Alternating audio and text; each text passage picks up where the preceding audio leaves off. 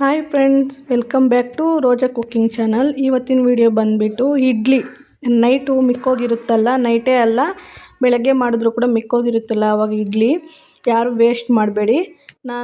ನಾನು ಒಂದು ಸಿಂಪಲ್ಲಾಗಿ ಒಂದು ರೆಮಿಡಿ ತೋರಿಸ್ತೀನಿ. ಈ ಥರ ಟ್ರೈ ಮಾಡಿ, ತುಂಬ ಅಂದರೆ ತುಂಬ ಚೆನ್ನಾಗಿರುತ್ತೆ ತಿನ್ನೋಕ್ಕೆ. ಇಡ್ಲಿ ಬಂದುಬಿಟ್ಟು ಚಿಕ್ಕ ಚಿಕ್ಕದಾಗಿ ಪೀಸ್ ಥರ ಕಟ್ ಮಾಡ್ಕೊಂಡಿರಬೇಕು. ಆಮೇಲೆ ಬಂದುಬಿಟ್ಟು ಅದಕ್ಕೆ ಬೇಕಾಗಿರೋ ಐಟಮ್ಸು ಈರುಳ್ಳಿ, ಶುಂಠಿ, ಬೆಳ್ಳುಳ್ಳಿ, ಆಮೇಲೆ ಹಸಿಮೆಣ್ಸಿನ್ಕಾಯಿ ಇದ್ದರೆ ಹಾಕ್ಕೋಬೋದು, ನಾನು ಹಾಕ್ಕೊಂಡಿಲ್ಲ. ಆಮೇಲೆ ಟೊಮೊಟೊ ಸ್ವಲ್ಪ ಜಾಸ್ತಿ ಕಟ್ ಮಾಡ್ಕೊಳ್ಳಿ, ಒಂದು 2-3 ಕಾಯಿ ಥರ ಕಟ್ ಮಾಡ್ಕೊಳ್ಳಿ. ಗ್ರೇವಿ ಚೆನ್ನಾಗಿದ್ದರೆ ತುಂಬ ಚೆನ್ನಾಗಿರುತ್ತೆ ತಿನ್ನೋದಕ್ಕೆ. ಇದಕ್ಕೆ ದೊಡ್ಡ ಇಡ್ಲಿಗಿಂತ ಚಿಕ್ಕ ಚಿಕ್ಕ ಇಡ್ಲಿ ಬರುತ್ತಲ್ಲ, ಆ ಇಡ್ಲಿಲಿ ಮಾಡಿದ್ರೆ ಫ್ರೈ ಇನ್ನೂ ತುಂಬ ಚೆನ್ನಾಗಿರುತ್ತೆ ನೋಡಿ. ಆಮೇಲೆ ಇದು ಸಾಸಿವೆ ಹಾಕಿದೆ, ಎಣ್ಣೆ ಬಿಸಿ ಆದಮೇಲೆ ಸಾಸಿವೆ ಜೀರಿಗೆ ಹಾಕ್ಕೊಂಡು ಈರುಳ್ಳಿ ಮತ್ತು ಕರಿಬೇವು ಸೊಪ್ಪು ಹಾಕ್ಕೊಂಡೆ. ಎಷ್ಟು ಚೆನ್ನಾಗಿರುತ್ತೋ, ಆ ಸ್ಮೆಲ್ಲೇ ತುಂಬ ಚೆನ್ನಾಗಿತ್ತು. ಈ ಥರ ಚೆನ್ನಾಗಿ ಫ್ರೈ ಮಾಡ್ಕೊಳ್ಳಿ. ಆಮೇಲೆ ಇದು ಚೆನ್ನಾಗಿ ಗೋಲ್ಡನ್ ಕಲರ್ ಬಂದಮೇಲೆ ಆಮೇಲೆ ಟೊಮೊಟೊ ಹಾಕ್ಕೊಳ್ಳಿ. ಟೊಮೊಟೊ ಹಾಕ್ಕೊಂಡು ಚೆನ್ನಾಗಿ ಗ್ರೇವಿ ಥರ ಮಾಡ್ಕೊಳ್ಳಿ. ಚೆನ್ನಾಗಿ ಗ್ರೇವಿ ಆಗಿರಬೇಕು. ಆಮೇಲೆ ಬಂದುಬಿಟ್ಟು ಮಸಾಲೆ ಬಂದುಬಿಟ್ಟು ಉಪ್ಪು, ಖಾರ, ಗರಂ ಮಸಾಲೆ, ಧನಿಯಾ ಪೌಡರ್, ಇಲ್ಲಿ ಶುಂಠಿ ಬೆಳ್ಳುಳ್ಳಿ ಪೇಸ್ಟ್ ಕೂಡ ಹಾಕ್ಕೋಬೇಕು ಅಂತ ನಾನು ಹೇಳ್ದೆಲ್ಲ, ಇಷ್ಟೇ. ಉಪ್ಪು, ಖಾರ, ಆಮೇಲೆ ಅರಿಶಿನ, ಆಮೇಲೆ ಬಂದುಬಿಟ್ಟು ಧನಿಯಾ ಪೌಡರ್, ಗರಂ ಮಸಾಲೆ ಇಷ್ಟು ಹಾಕ್ಕೊಂಡು ಚೆನ್ನಾಗಿ ಫ್ರೈ ಮಾಡಿಕೊಂಡು ಆಮೇಲೆ ಅದ್ರಿಗೆ ಸ್ವಲ್ಪ ನೀರು ಹಾಕ್ಕೋಬೇಕು. ಇದೆಲ್ಲ ಫುಲ್ಲು ಗ್ರೇವಿ ಆದಮೇಲೆ ಸ್ವಲ್ಪ ನೀರು ಹಾಕ್ಕೋಬೇಕು. ನಾನು ಸ್ವಲ್ಪ ಕಡಿಮೆನೇ ಹಾಕ್ಕೊಂಡೆ. ನೀವು ಬೇಕು ಅಂದರೆ ಈ ಥರ ನೀರಾಗಿ ಸಾಂಬಾರಾಗಿ ಬೇಕು ಅಂದರೆ ಸ್ವಲ್ಪ ನೀರು ಆ್ಯಡ್ ಮಾಡ್ಕೊಳ್ಳಿ ನೀವು. ಆಮೇಲೆ ಇಲ್ಲಿ ನೋಡ್ತಾ ಇರ್ಬೋದು, ಮಸಾಲೆ ಎಲ್ಲ ನಾನು ಒಂದೇ ಸರಿ ಹಾಕ್ಕೊಂಡು ಹಸಿ ಸ್ಮೆಲ್ ಹೋಗೋ ತನಕ ಚೆನ್ನಾಗಿ ಫ್ರೈ ಮಾಡ್ಕೋಬೇಕು. ಆವಾಗೇ ಇದು ಟೊಮೊಟೊ ಎಲ್ಲ ಕೂಡ ಜಾಸ್ತಿ ಇದು ಗ್ರೇವಿ ಥರ ಆಗಿಬಿಡುತ್ತೆ.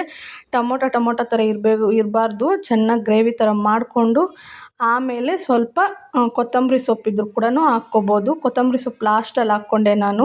ಇಲ್ಲಿ ನೋಡ್ತಾ ಇರ್ಬೋದು, ನೀರು ಹಾಕ್ಕೊಂಡ್ಮೇಲೆ ಸ್ವಲ್ಪ ಗ್ರೇವಿ ಥರ ಚೆನ್ನಾಗಾಯಿತು. ಆಮೇಲೆ ಇಡ್ಲಿ ಕಟ್ ಮಾಡಿ ಇಟ್ಕೊಂಡಿದ್ವಲ್ಲ, ಆ ಇಡ್ಲಿನ ಇದ್ರಿಗೆ ಹಾಕ್ಕೊಂಡು ಚೆನ್ನಾಗಿ ಮಿಕ್ಸ್ ಮಾಡ್ಕೊಳ್ಳೋದು.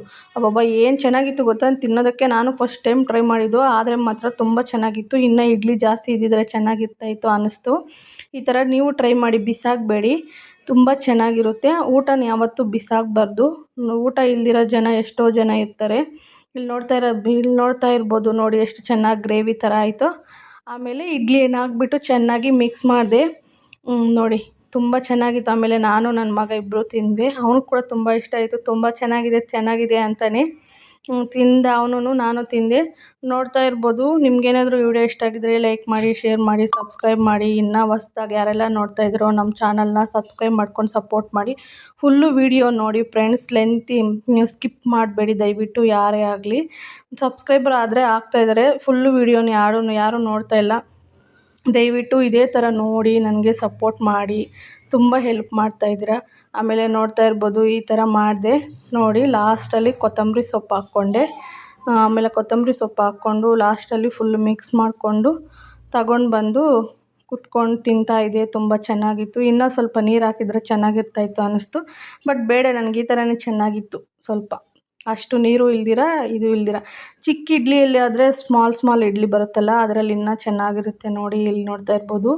ಆಮೇಲೆ ನಾನು ಅದು ಮಧ್ಯಾಹ್ನ ಒಂಥರ ಲಂಚ್ ಟೈಮಲ್ಲಿ ರೈಸ್ ಏನು ತಿಂದಿಲ್ಲ, ಅವಾಗ ಇದೇ ಮಾಡಿಕೊಂಡು ಬಿಸಿ ತಿಂದೆ.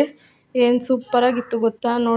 ನೋಡ್ತಾ ಇದ್ರೇ ಒಂಥರ ಅನಿಸ್ತಾಯಿದೆ, ತಿನ್ನೋಣ ಅನಿಸ್ತಾಯಿದೆ ನೋಡಿ. ತುಂಬ ಚೆನ್ನಾಗಿತ್ತು. ಇನ್ನೂ ಒಂದು ಸರಿ ನಾನು ಟ್ರೈ ಮಾಡ್ತೀನಿ. ಮತ್ತೆ ಸಿಂಪಲ್ಲಾಗಿ ಮಾಡೋಣ ಅಂದ್ಬಿಟ್ಟು ಟ್ರೈ ಮಾಡಿದೆ, ಹೆಂಗಿರುತ್ತೋ ಏನೋ ಅಂತ.